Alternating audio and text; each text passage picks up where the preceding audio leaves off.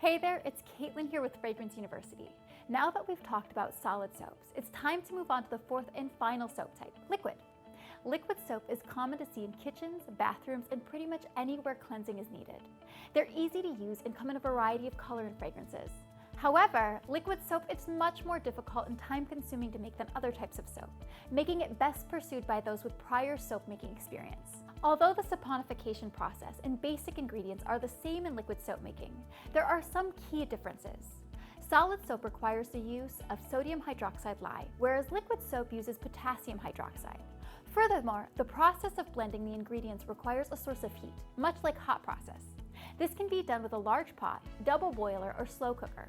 Additionally, the final product of liquid soap making is that of a thick paste that needs to be diluted with water before use.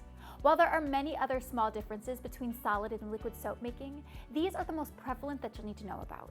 The initial process of making liquid soap is similar to that of other soaps from scratch. First, all the oils are measured out, and the lye solution is made by carefully dissolving potassium hydroxide in distilled water.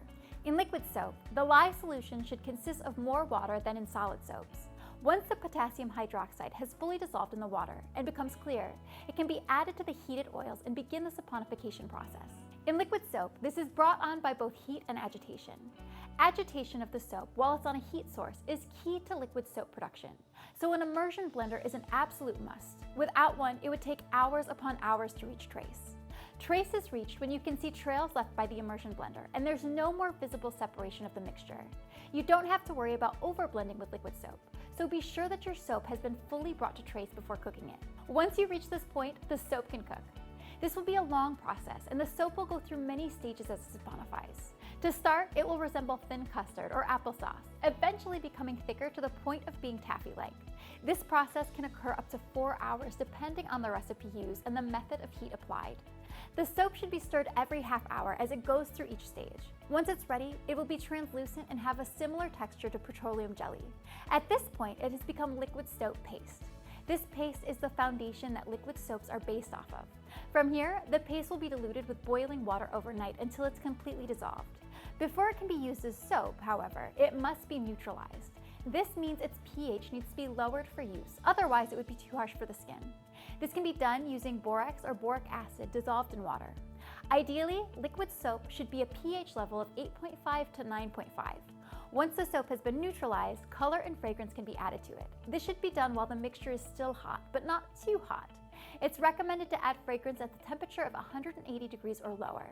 The fragrance usage levels in liquid soap is typically 1.5% to 3% per weight. It's important to note that liquid soaps intended to be sold also require preservative.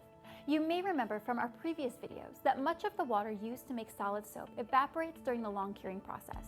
The only water left in the solid soap is the molecules chemically bound to the glycerin that naturally occurs in the soap. In this small amount, there is not enough water to present any problem with bacterial growth.